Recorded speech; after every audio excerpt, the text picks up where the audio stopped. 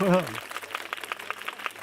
shalom, shalom, everybody. I'm glad to have all of you with us tonight. I see Vanessa P. in Texas has come in since I left the chat. And Alan in New Zealand has come in. Good to see you again, brother. And I think that's all that I'm missing so far. So anyway, there probably will be several others coming in, right at in the next couple of minutes or so. But praise Abba for the plateful we have tonight. That's all I can say. It's a plateful. I was asking. I had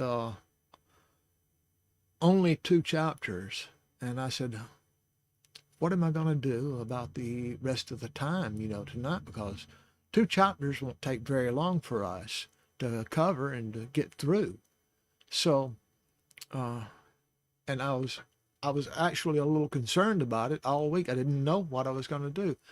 But when I got home and I said, look, Abba, I don't know what we want, what I'm going to do for the rest of the time.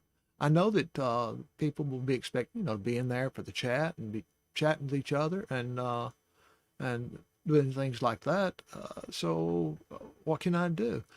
And it was so odd, so strange. He said, well, you waited until now to ask me. And then he told me, he said, do this. And so I said, okay, all right. So that's a surprise. But what we're going to cover after we cover these scriptures is a surprise, and a good surprise. Lauren Rodriguez says, this channel McKinn looking very handsome tonight. Yeah, for an old goat. I even got to have a goatee, see? Oh, man. Well, it is really good to see each and every one of you here. I'm going to go ahead and bring up our reading screen. Okay. I temporarily forgot how to work this. Yeah, but I got it. No problem. I got it.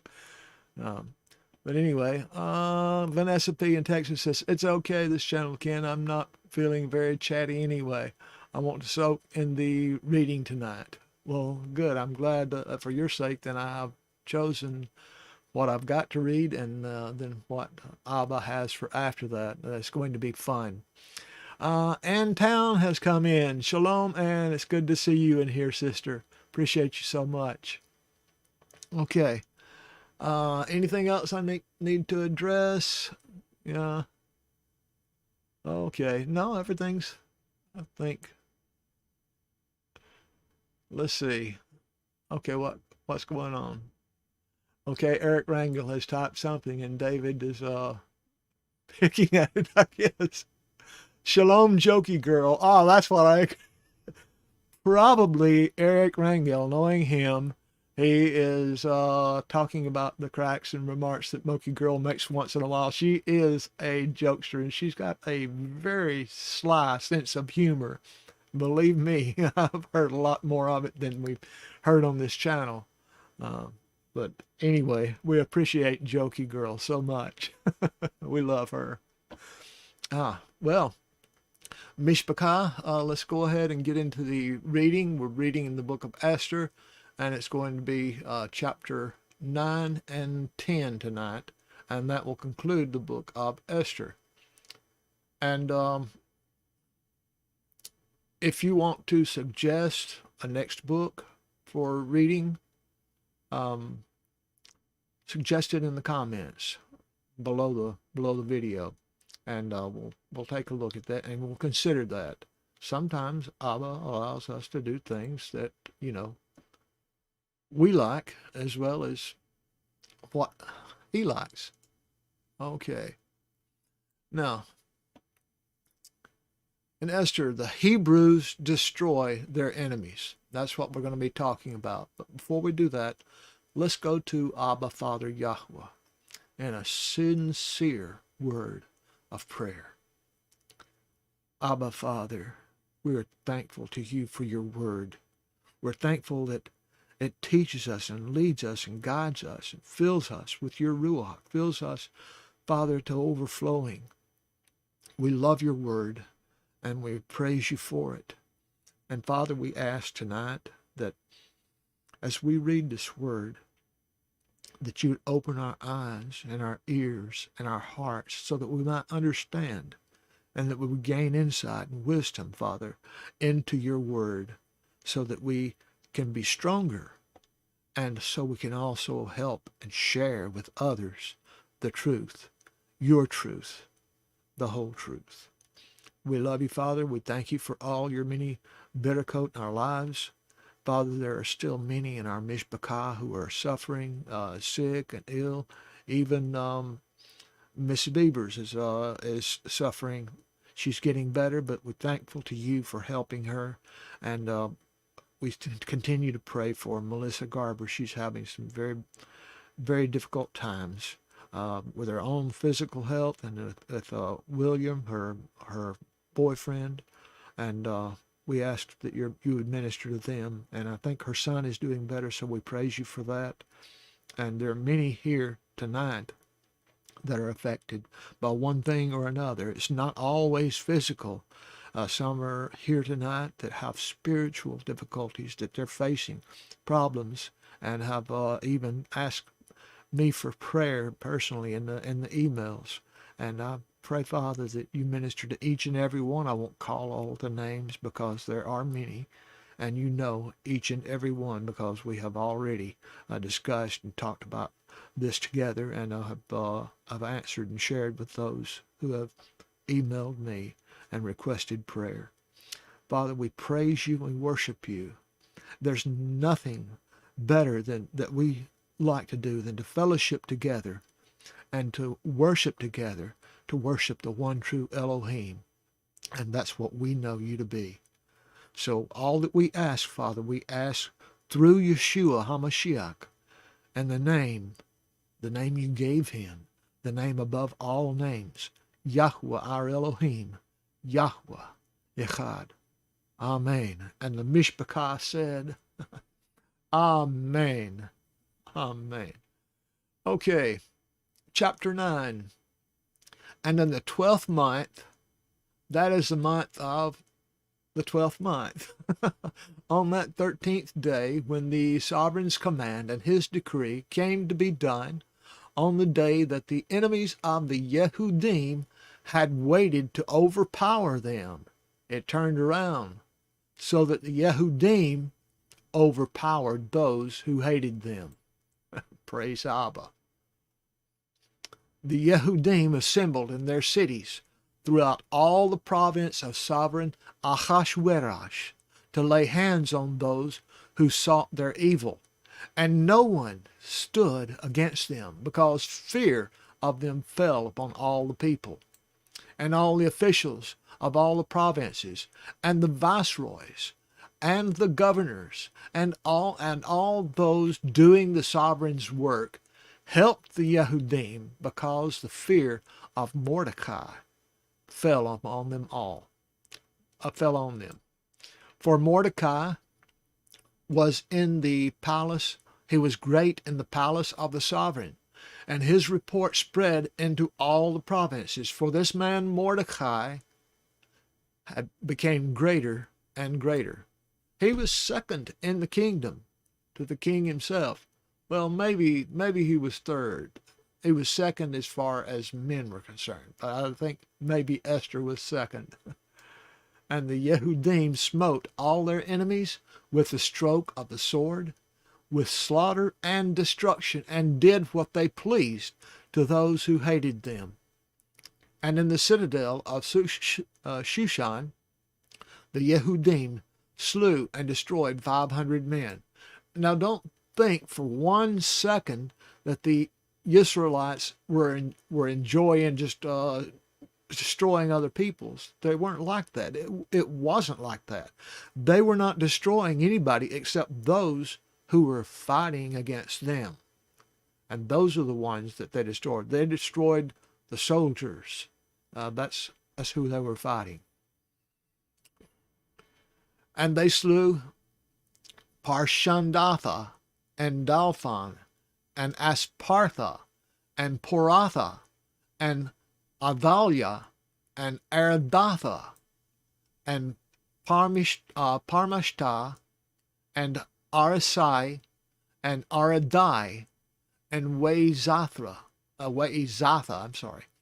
the 10 sons of Haman, son of Hammedatha, the enemy of the Yehudim. But they did not lay a hand on the plunder. The plunder was not important. They got what they wanted. They got their lives. They got their families. So we read now about Haman's sons being impaled. On the day that the number of those who were slain in the citadel of Shushan came before the sovereign. And the sovereign said to sovereigness Ester, the Yehudim have slain and destroyed 500,000 men in the citadel of Shushan, and the 10 sons of Haman. What have they done in the rest of the sovereign's provinces? And what is your petition? And it is given to you. And what is your further request? And it is done. She's already received her request and her petition and gave it. And he's asking, what else can I do for you? He really, almost said, Diba? That means, is it not, in Filipino? So he really loved her, and he absolutely wanted to make her happy. And rightfully so. She was a good woman, a woman who was willing to give her own life for her people. And Esther said, if it pleases the sovereign, let it be given to the Yehudim who are in Shushan to do again tomorrow according to today's decree, and let Haman's 10 sons be impaled on the stake. They were already dead, but they were just going to be hung up for shame to that wicked family of Haman. And the sovereign commanded this to be done. And the decree was given in Shushan, and they impaled Haman's 10 sons. And the Yehudim who were in Shushan also assembled on the 14th day of the month of Adar. But I prefer not to call the names of the months except for the first month, which is Aviv. And they slew 300 men at Shushan, but they did not lay a hand on the plunder. Suppose that they left the plunder for the king, possibly in a way of saying thank you to him for allowing them to fight for their lives. And the rest of the Yehudim and the sovereign's provinces assembled and stood for their lives, and to get rest from their enemies, and to slay 75,000 of their enemies. But they did not lay a hand on the plunder. That was the 13th day of the month of Adar, month 12.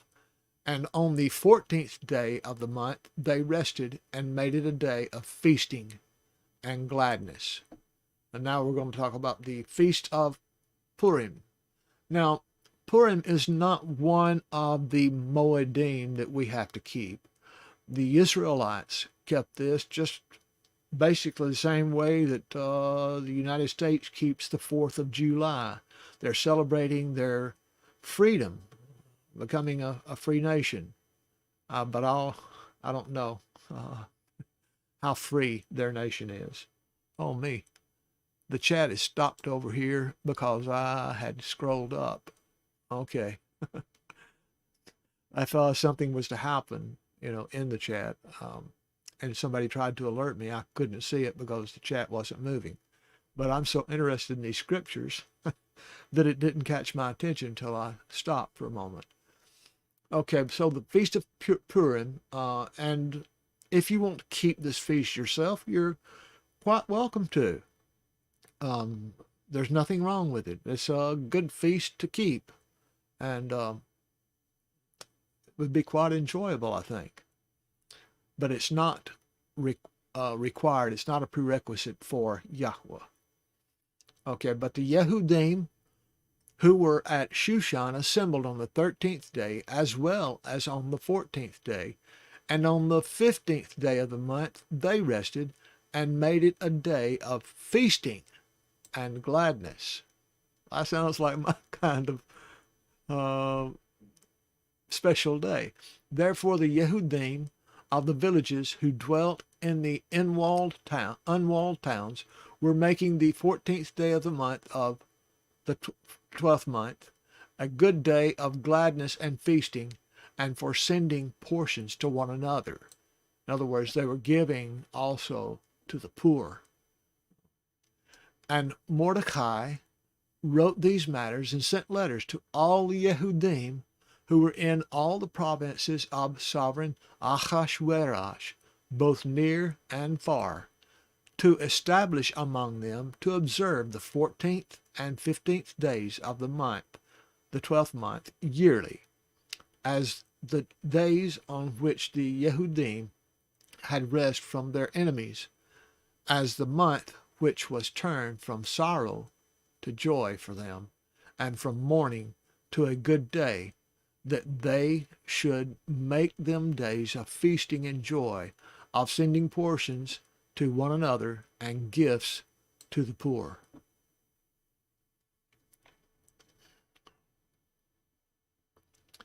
And the Yehudim undertook to do as they had begun, and as Mordecai had written to them, because Haman, son of Hammedatha, the Agagite, the adversary of all the Yehudim, had plotted against the Yehudim to destroy them, and had cast Pur, that is, the lot, to crush them and to destroy them. But when she came before the sovereign, he commanded by letter that his evil plot which Haman had plotted against the Yehudim should return on his own head, and that he and his sons should be impaled on the stake. Therefore they called these days Purim, after the name Pur. Therefore, because of all the words of this letter, what they had seen concerning this matter, and what had come upon them, the Yehudim established and imposed it upon themselves and upon their seed and all who should join them, that without fail they should observe these 2 days every year, according to their writing, and at their appointed time, and that these days should be remembered and observed throughout every generation, every clan, every province, and every city, and that these days of Purim should not fail from among the Yehudim, and that the remembrance of them should not cease from their seed. And Sovereigness Ester, the daughter of Abihail, with Mordecai the Yehudite, wrote with all authority to confirm the second letter about Purim. And Mordecai sent letters to all the Yehudim, to the 127 provinces of the reign of Ahasuerus, words of peace and truth, to establish these days of Purim at their appointed times, as Mordecai the Yehudite and Sovereigness Ester established for them, and as they established for themselves and their seed concerning matters of their fastings and lamenting. And the decree of Esther established these matters of Purim, and it was written in the book. Okay, now chapter 10, which this one is very short.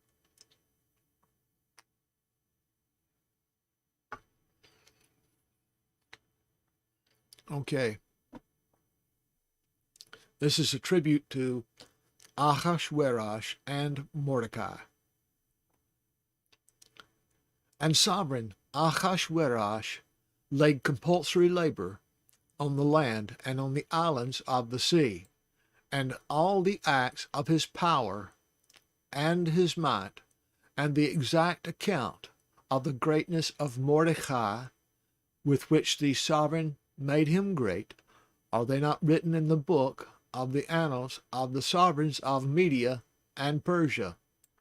And I was thinking to myself, it would be nice if I can find those annals of the sovereigns of Media and Persia. If those documents exist today, it might be good to go and find that.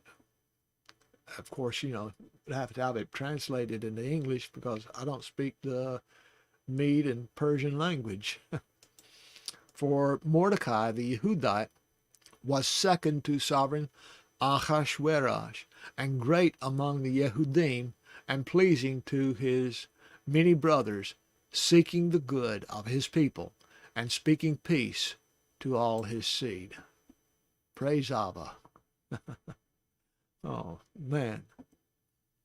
Well, I have something that I want to actually show you because people might have been confused when I showed my my desk the other day. Let's see, where is it? There it is. Okay, because the program that the pointer program that I was talking about wasn't working, wasn't functioning correctly. So I don't know. I don't know if you guys understood, but I wanted to go back again and go over the things that I was going over with you about the new desk and everything that I've got that David Ray built for me, and I helped build it. And of course, the miracle of getting the paneling that's covering it for just $10 was another wonderful thing. It's a $40 piece of paneling. Now we got it for 10. Okay, here we go. Well, you can see in the middle of my desk is the notebook that I use.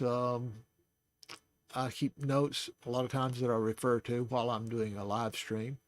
And there's my mouse that has no tail, so I don't have a mouse complaining about his tail getting stuck anymore. And then the remote control for my TV is there. It's a TV/monitor.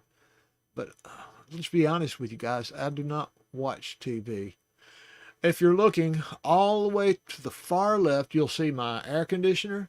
Right behind that, you'll see a black tower. That is my computer. And you see some silver stuff there in the front. That's lights in the tower. But there is a black boom arm. Excuse me. Boom arm that you can't see very well. But you can see what I'm doing. I'm moving my camera with that boom arm. So the boom arm is very, very handy. And I am so thankful to Yahuwah that I have that. And then my microphone, let me see if I can just bring this up and show you. It's a Behringer mic, a very good mic. And what I do to keep the sound from going into the microphone from my mouse, clicking my mouse and tapping on the table like that, keep it from going into it, I have foam padding. And that was just an idea that I had, that I could use that instead of having to buy one of those suspension holders. They hold a microphone in suspension. So, Mocha Girl says, Ken did Mickey Mouse really well. Yeah, well, I'll not try it again. If I'm doing well is hard to beat. David Ray saying, LOL, no, Eric Rangel, we bought the paneling and I already had the 2x4 framing, so we saved a lot of money. Yes, and Eric says it looks nice.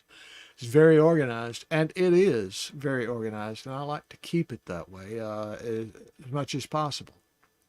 But the problem was it was so small. My desk was so small before that I didn't have a place to sit my mouse even. That's why my mouse was always complaining. Oh no, my tail is caught. But anyway, okay, you can see if you look back to where the TV is, well, you see there, just below the TV is my shofar on the right side, and then the mirror right in the middle, where I use that actually, for this channel effects and whatnot. Also, the mirror has a little pocket in the bottom and the footing of that, and I keep my audio cards there. So I mean, you never know when you're going to need an audio card. And then, of course, you can see at the very bottom, actually right down here, this slides in and out. It slides in and out so that my keyboard completely disappears if I don't need it. So Monkey Girl says, watch out, Ken. She's got a couple of cats on there. Okay. We're gonna discontinue the mouse talk. But anyway, that's a run of my desk. And now we'll go to more exciting things. Okay. We're going to go to the share screen. And you get to see how much stuff I've got on my share screen. And there's a lot of programs that I have to go through. Okay, I'm going to go right here. Wait a minute. I don't think I shared it yet. Yeah, I did. Okay.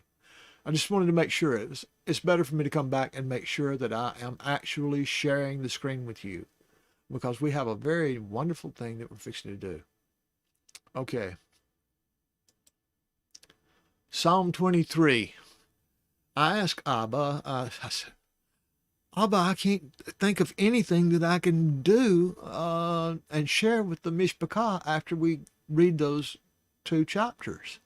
And like I said, he just let me know. He says, why did you wait until now to ask me?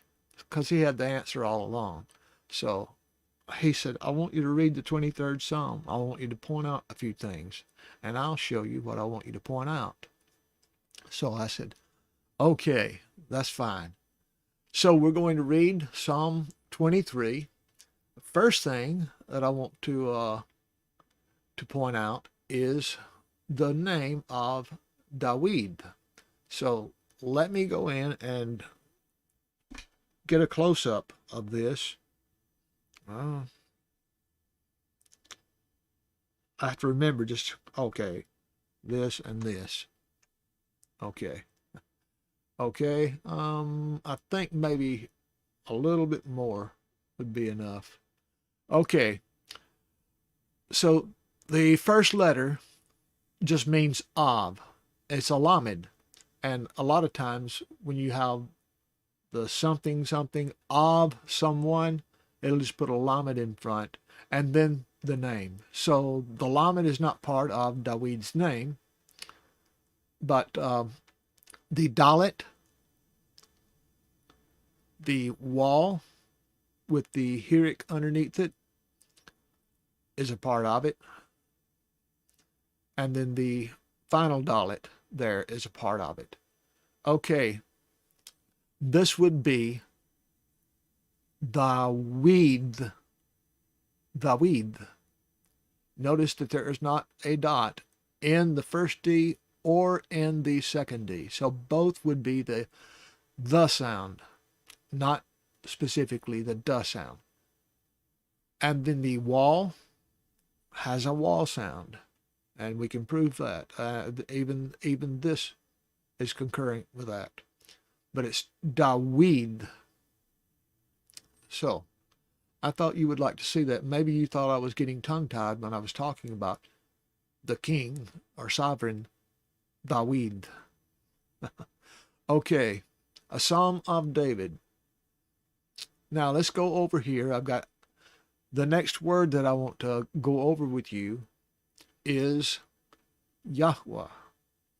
Now, if you remember, about 3 or 4 months ago, I was saying I'm going to stop saying Yahuwah as much during the live streams because, you know, I cannot prove that is the proper pronunciation. And so if I'm pronouncing it in error, that would be a mistake, and some people might even find that offensive. So I said, I'm just going to call him Yah because I can prove that the first part of his name is Yah. Well, I did not know until I studied the Nicodot that I could know his full name right now and prove it. So that's what I'm going to do now, just in case any of you have not seen the proof of Yahuwah's name being pronounced just as Alan pronounced it and just as I am pronouncing it and have been pronouncing it. And I'll share a little bit more spiritually with you about the name of Yahuwah as well. Okay, you've got a Yod and you've got a Shua. And that Shua in this instant just gives emphasis to the name. It is not Yahuwah, which a lot of the Hebrew words, the emphasis is on the final syllable. Even the name we just talked about, Dawid, the emphasis is on weed, but it's not Yahuwah, it's Yahuwah. Okay, so that tells us where the emphasis is supposed to be. Now you see a Yod and a Hey, and of course we know that that would say Yah, Yah, the Yod and the Hey together. So there's a breath, that's spirit. There is a breath in the name of Yahuwah, not only one, but two breaths in his name. And then we have the wall. We know that the way that they're spelling it here is Yahweh. So we know that they're calling it a wall also, and they are referencing the old style wall and not the Vav. So Yahweh is not how to pronounce his name. I'm not going to argue with anybody. If somebody calls him Yahweh or something like that, I'm not going to argue with them. But I will tell anybody and everybody the truth. His name is not Yahweh or Yehovah or Jehovah. Alan really didn't like that name, and I don't either. But his name is Yahuwah. You see the bar underneath that? That is a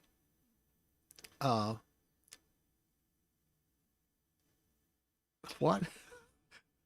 It's not a patak. It's a.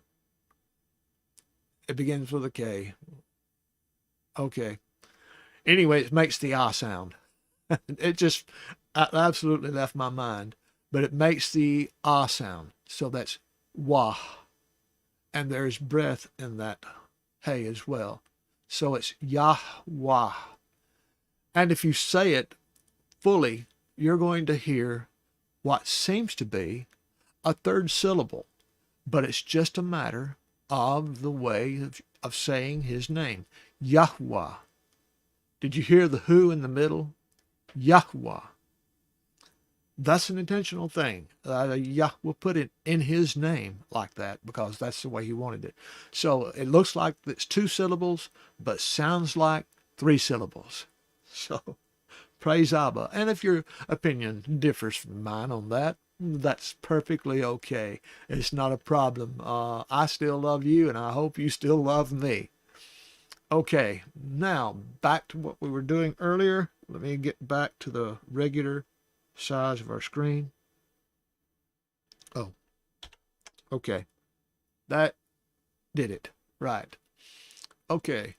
Now, let me go ahead and pull up the chat just in case anything goes wrong. Okay. All right. A Psalm of David. Yahuwah is my shepherd. And the word for shepherd is simply the word ro. Yahuwah is my shepherd. And roi makes it personal. So when you put a yod at the end of a word, it usually causes personal. My shepherd or my friend. Chavar is friend. Chavari is my friend. Chavarim is my friends. So that's what we have here. We have our chavarim. And Actually, I never thought about it before, but Eric Rangel came in earlier saying mishpakim, and that makes sense to me. If you don't mind, Eric Rangel, say something about that mishpakim, why you're calling it a mishpakim, so that everybody will understand. I understand, but I never thought about it before I read it. So there's always new things for us to learn. Mishpakim. So Yahuwah is my shepherd. Well, that makes me a sheep. And what do sheep like? Sheep like grass. Sheep like water. They like a nice place that's soft to rest. So let's read this with keeping in mind that he's calling us sheep. This is David and his way of teaching. Yahuwah is my shepherd. I shall not want. I shall not lack anything, any good thing. My Father is always going to give me. He is my shepherd, and he takes care of me. Okay?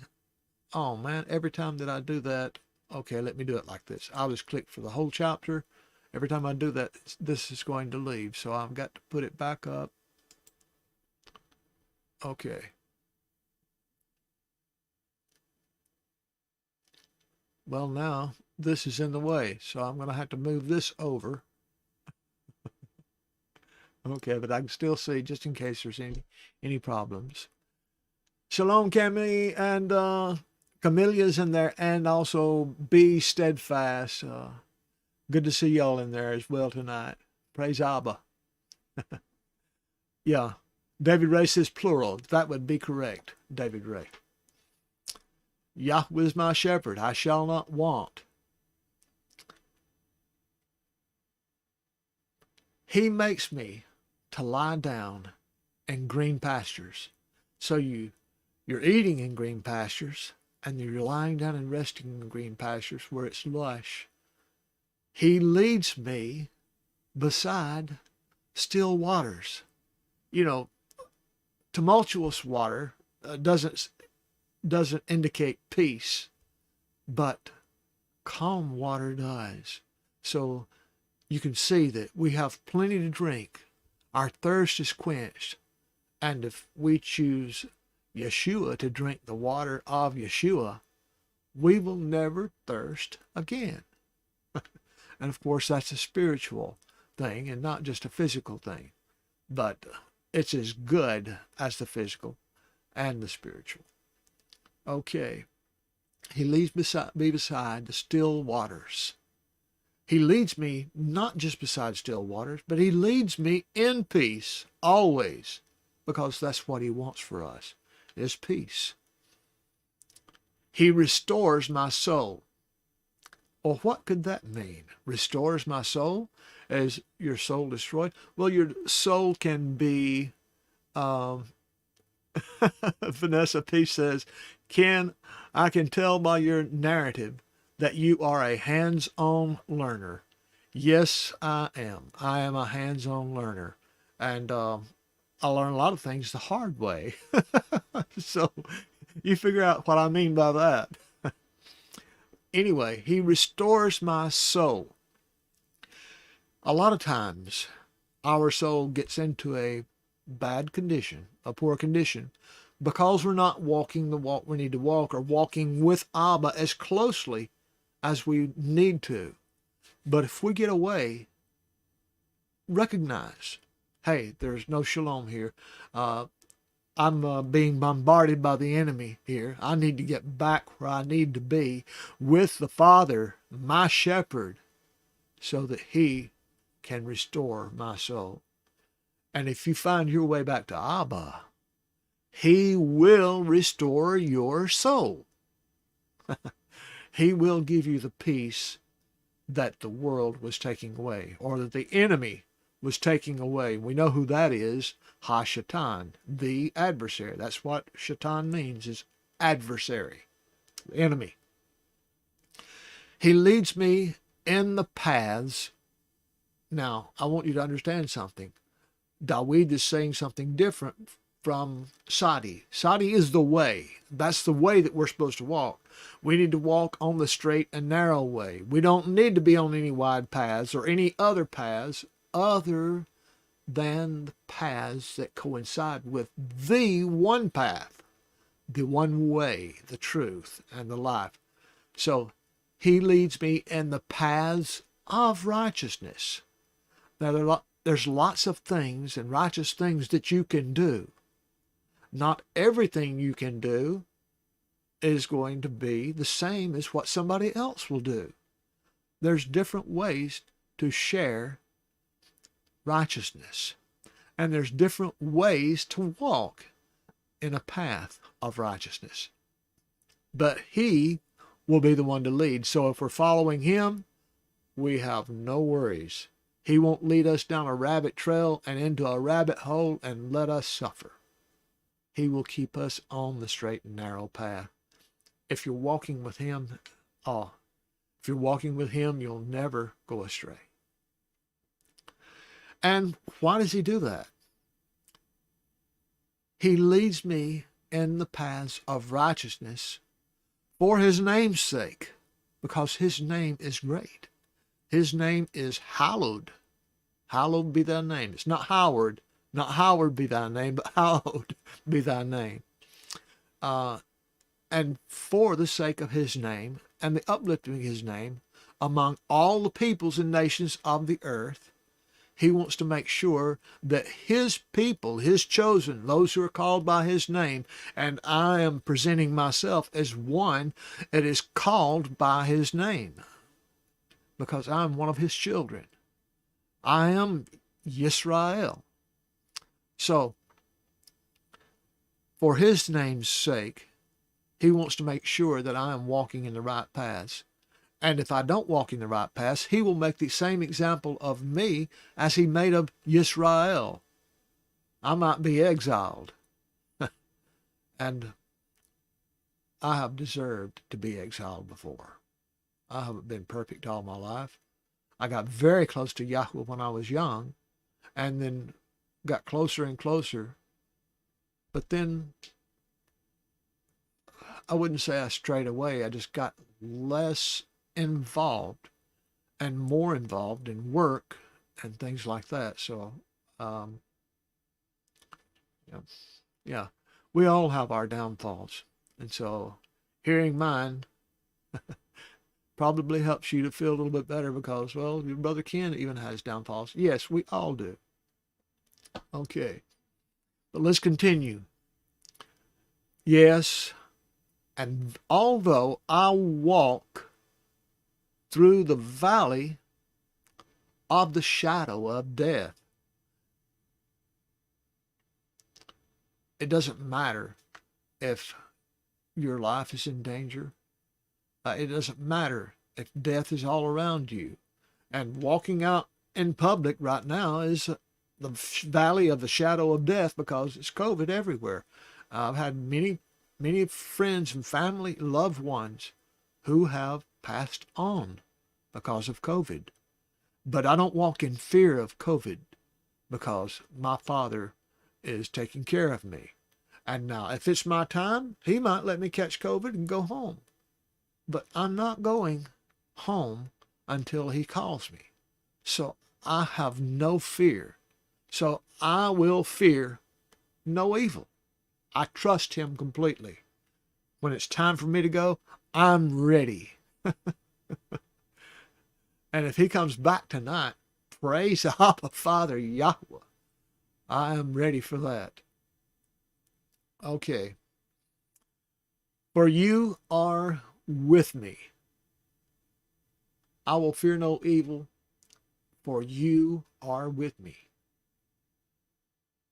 He'll stay with us. He will never leave us. But if we leave him, that's where the mistake happens. If we leave him, we could possibly be in fear because we'll know that he is not with us. But as long as the shepherd, look, when I was with my dad, my earthly father, my dad was going around with me. I wasn't worried at all about anybody bullying me. I wasn't worried about anybody attacking me. My Father would have just laid them out. And that's the same way with Abba. He's with me all the time. When I'm driving down the highway, he's with me. And when I'm walking down the road, he's with me. When I'm at work behind the desk, he's with me. I'm not worried about anything bad happening to me because he's with me. I'm in his presence. And I love being in his presence. And there are a lot of people that have no idea what I'm talking about being in the presence of Yahuwah. There is a presence that you can feel, that you can know. I mean, I'm talking all the time, and when I talk to him because he's always listening. He listens to everything I say. Believe it or not, he listens to everything I say. He doesn't always agree with everything I say, but he listens to everything I say. Robert Alpine Cowboy says the same thing I say. I'm never alone. The other night when we had the question thing, I said, I don't get lonely. I don't, because I'm too busy to get lonely. But even if I was by myself for a month at a time, because of the love and understanding that I have for him and with him, I don't think I would get lonely at all. I might be wrong. I might spend a week by myself with no contact with other people, and then I might be a little bit distressed and say, I want to see another human being.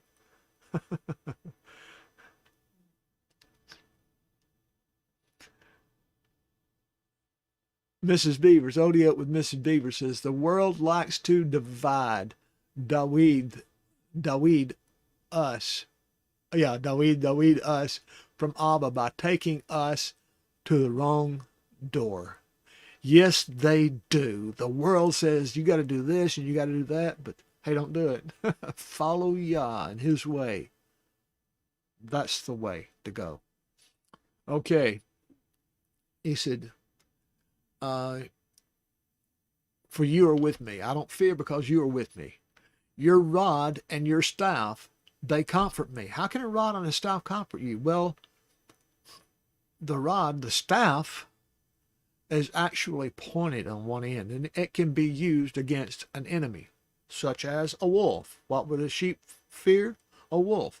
But they're not afraid because their shepherd is taking care of them and watching over the flock. So that's the same thing. Lorna said, this channel again, please blow the shofar. Well, I will bring it up closer, and I will try that in just a few minutes when I get finished with this. Okay? Would that be all right? I don't know if I can blow it. I blew it just the other day, but sometimes if you just start and you're starting from scratch and you haven't practiced any at all, it's hard to get the first note to come out like it's supposed to. So it might come out, but we'll do the best that we can. So this rod and staff, they are a comfort knowing that that can be used against the enemy to keep us safe. And listen to the next verse. This is so amazing. You prepare a table before me.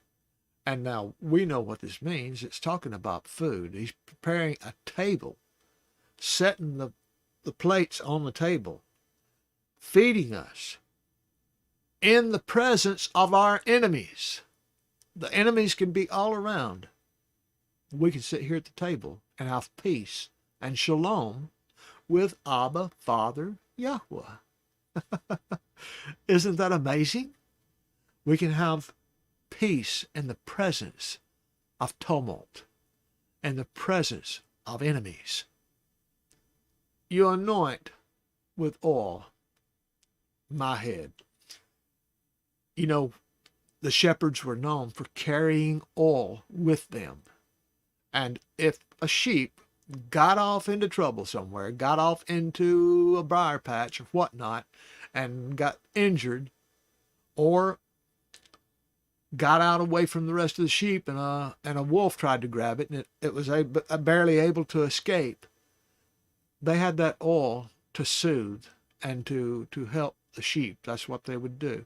They would help the sheep, and they would anoint them. My cup runs over. And just picturing that means that you're always going to have enough. You're not going to thirst anymore because Yahweh will be sure that you have what you need. My cup runs over.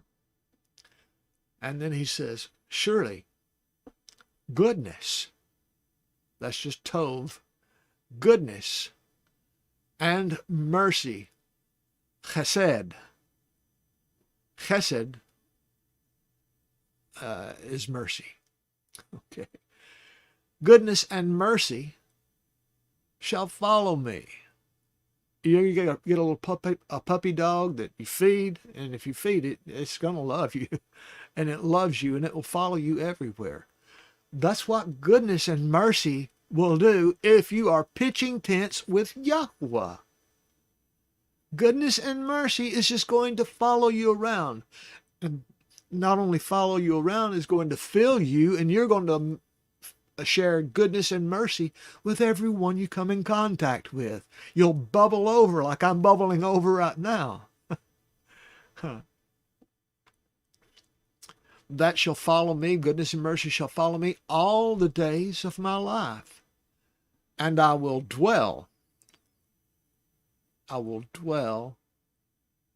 in the house of Yahuwah forever. He's not talking about after he dies. He's talking about now. He's talking about now. I will dwell in the house of Yahuwah forever. I will always pitch my tent with him day by day. And I will dwell in his house forever. The house of who? The house of Yahuwah. And we proved tonight his name is pronounced Yahuwah. I proved it before when I shared it, but I just wanted to prove it again because I'm just so excited about it.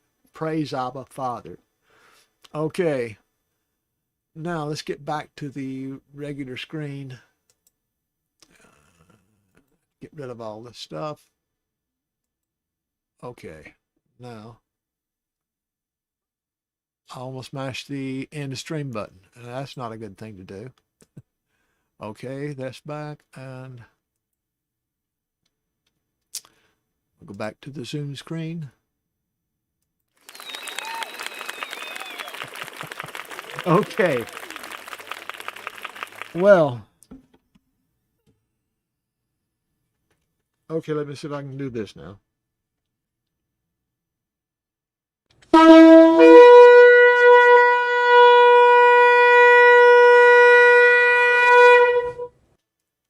Was that pretty good? Was anybody fooled by that? I don't think anybody was fooled by that. That was not me blowing the shofar. You recognize that shofar sound because of what we do on this channel. But anyway, now probably Abba's going to put me on the head and make me mess up.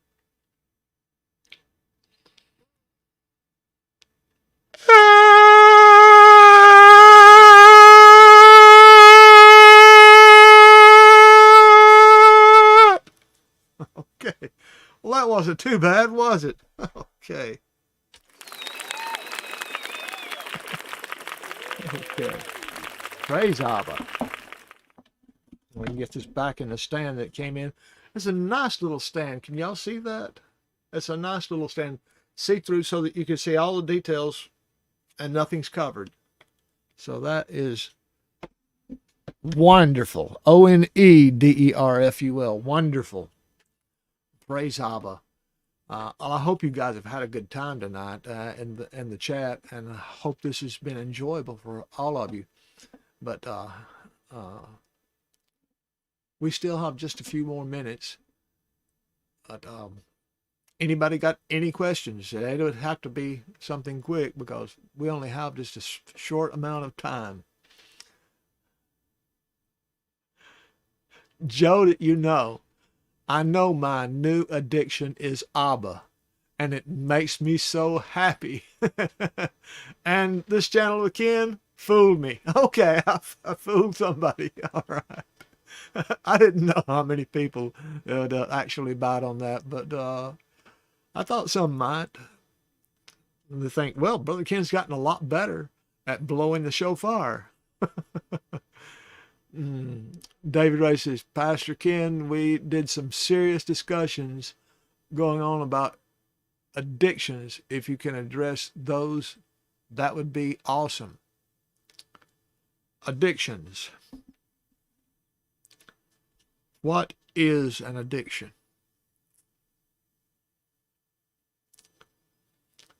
An addiction is something that you crave, you can't get enough of. An addiction is something that controls you instead of you controlling it. I know about addictions. I was addicted to cigarettes. I didn't think that I would ever be able to quit smoking. I thought that I couldn't get rid of nicotine. I was able to quit smoking, but I went to chewing tobacco, and that's not good for you either.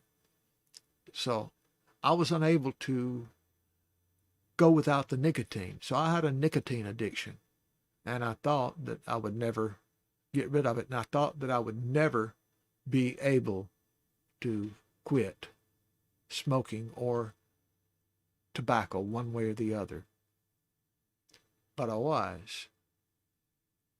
I had to pray, and I had to say, I'm going to give myself a gift of life, and I'm going to quit.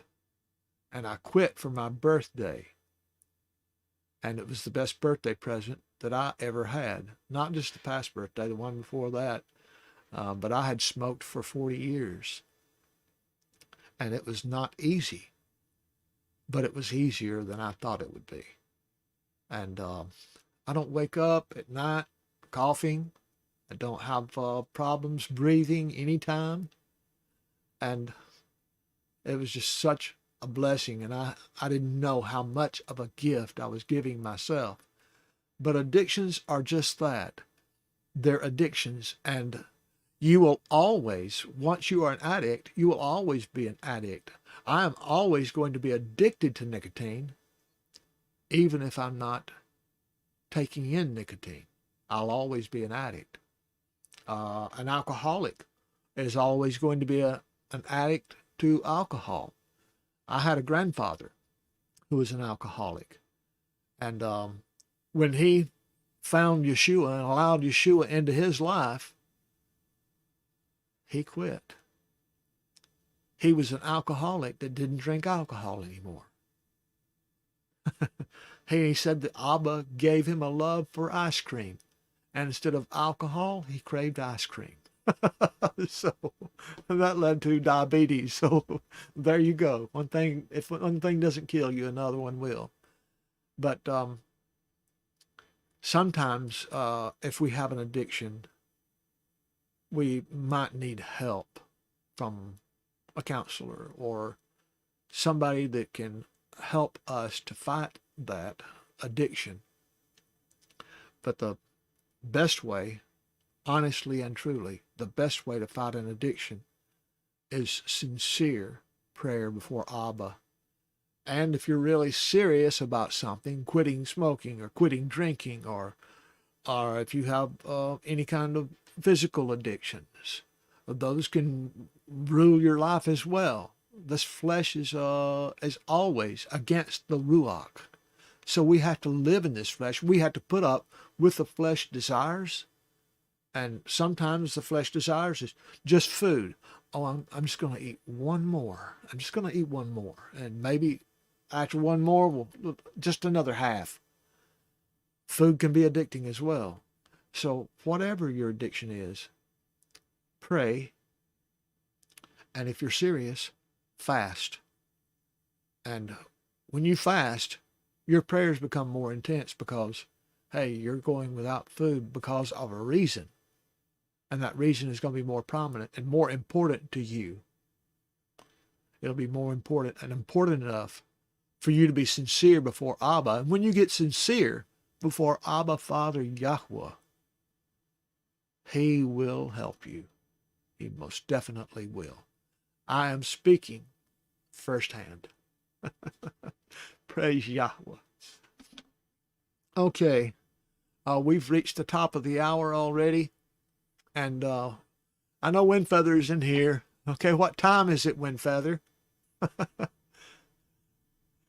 I'm going to let her say it before I go out, because I know she will. Okay.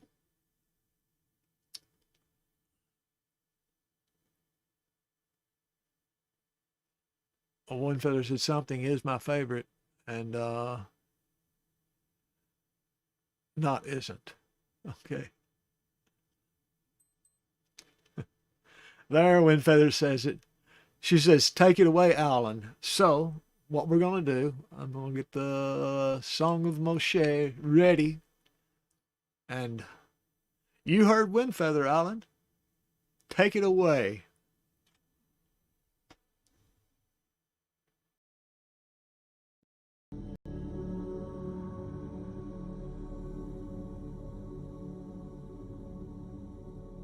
I sing to Yahuwah, for He is highly exalted. The horse and its rider He has thrown into the sea. Yah is my strength and song, and He has become my deliverance.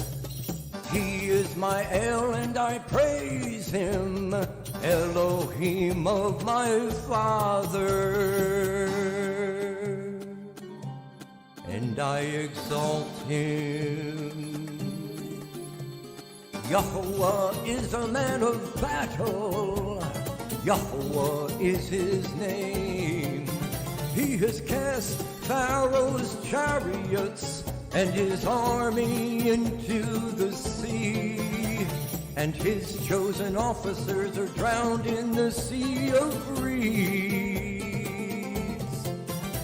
The depths covered them, they went down to the bottom like a stone.